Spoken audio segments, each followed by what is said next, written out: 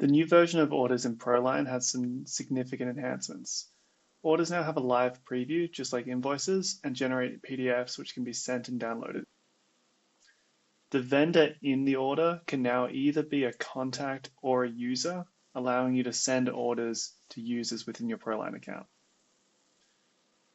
Orders can now include order terms and signing, as well as countersigning, enabling you to make more thorough agreements. To configure these new features, go to your order templates, and here you'll find a few different customization options.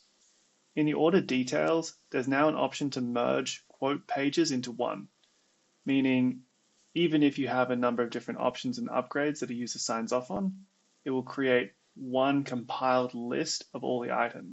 For example, if there were shingles in each of the options and upgrades that the user chose, it would merge all these quantities into one, giving you just one line item for that product type, making it less confusing for the supplier. In the order agreement section, you can now select if the vendor is a contact or a user, and you can select a specific user. You can decide who's going to be the order representative and what the signing requirements are going to be.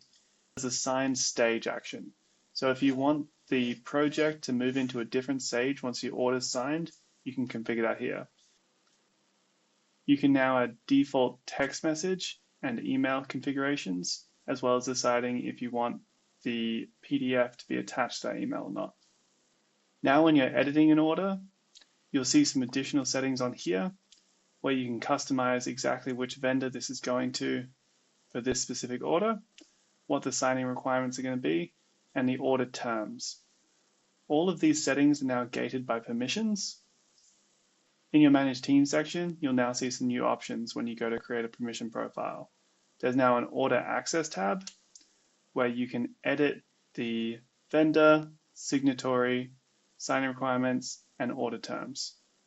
When it comes to sending your order, that's the same as it ever was. The only difference is if you're sending this to a user, you'll now see their name up here, and it won't be sending a text message, it'll be sending a push notification instead.